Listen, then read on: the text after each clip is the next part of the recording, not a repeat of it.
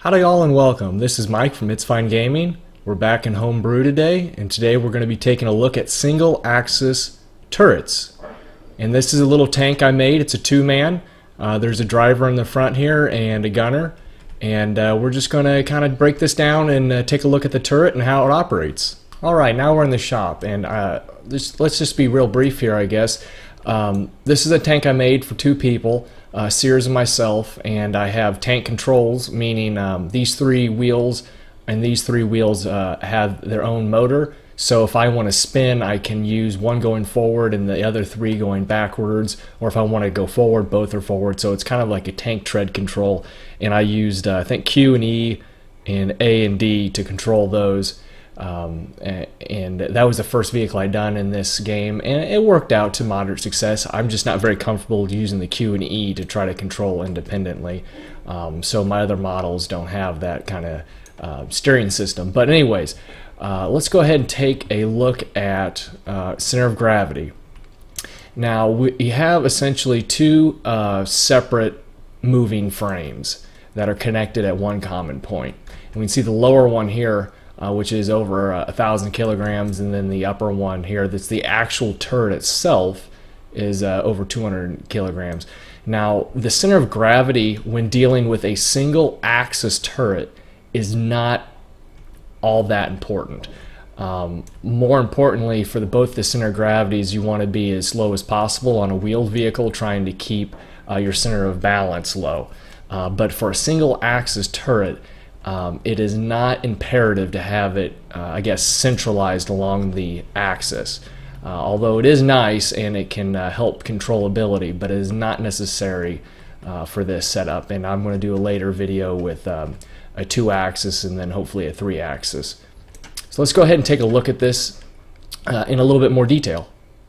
Okay, I'm going to go ahead and strip out things that we don't need, just so we can see it a little bit clearer. So I'm not going to need any of these. Right now we might be able to see functionality a little bit better.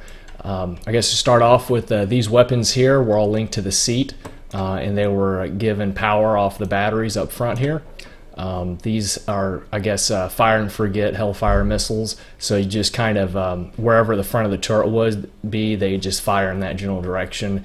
And the turret over the head here actually would track with the view of whoever was in this seat.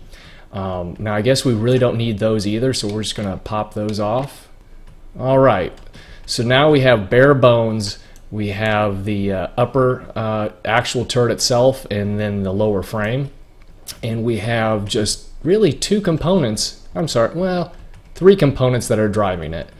To start with, we have a joint right here, a 360-degree joint. Let me see if I can pull that up. Is that what it was? Hinge.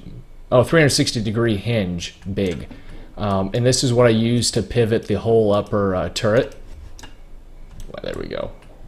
Alright, and I always typically mount this as this side towards the frame itself.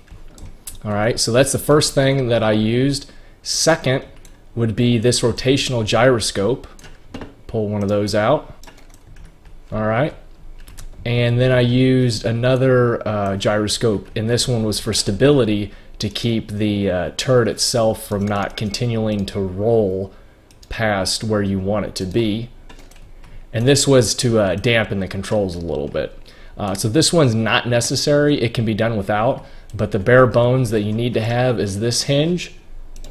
You can substitute that with the small hinge. You can use either of those and it will work, but I use the larger one and a rotational gyroscope. And how you place it is very important. I found the rotational gyroscopes to be a little difficult to understand. It took some experimenting to figure out exactly how it all worked. So if we take a look here, we can see my hinge joint on the base of my upper turret frame connected to the lower frame of the tank. And I have some U's here holding up my rotational gyroscope. Now you could have had the rotational gyroscope on this end, but I was trying to get it away from my chair so it wouldn't look so cluttered. And luckily, as of right now, as this spins, it doesn't have interference with these other pipes. As long as it's all part of the same vehicle, nothing will actually collide with itself. And the way you want to position this is not as hard as you may think. All you have to keep in mind is this pin right here. Let me see if I can get it over here. Okay, this pin right here is the actual axis that will rotate, or this device is trying to rotate around. So if you had an imaginary line here, it's going to rotate one way or the other. And how I positioned it was actually I connected with the U's right here on the edge, but I kept this pin straight up and down, not perfectly aligned with the hinge, but close enough that it will cause the whole upper turret to rotate when given the correct input. Now the gyroscope I threw up here, I just kind of wanted it center, but I also wanted it to be in view so you could see and make sure that it is on and working, so I just threw it here. And I had to play with some of the settings to make sure that its dampening force wasn't too much or too little. Likewise with the rotational gyroscope, you can actually have it too strong, and you'll just by tapping your key, you could spin around real quick with 360 and just keep coasting around. We can go ahead and take a look at what I do have. Finalize this. Alright, now my rotational, I actually backed down to 25%. It was at 1 and I put it at 0.20, I'm sorry, 0.02, oh my goodness, 0.25 or 25% of the original. That way when Sears was up here and he would tap left or right, it wouldn't spin him around too quickly. And I assigned that to the A and D keys, or horizontal 1 axis. The gyroscope, I guess I can adjust that. That was just, I hooked that up and I used it. So we can go ahead and take a look at how this works. Control. All right, we need to put on the physics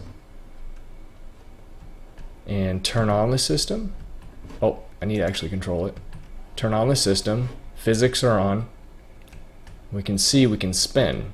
Now because I've stripped off all the extra weight of the weapons, it is a little jerkier than normal. But let's say this is what you had when it was fully loaded and it was just too quick for you.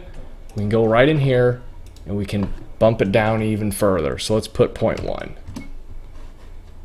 Go back to control. And you can see how that's much nicer right there. Now what I can demonstrate without the gyroscope, let's go in here real quick and remove the gyroscope, take control, turn on physics, there we go. Alright, turn on the system, and just see how it keeps going without that gyroscope. It can be managed if you like to tap and counter the action with the opposite reaction. It's manageable, but I would rather have the gyroscope there. And you can see the center of gravity that we looked at earlier is not in the same axis, yet it's still functioning reasonably well.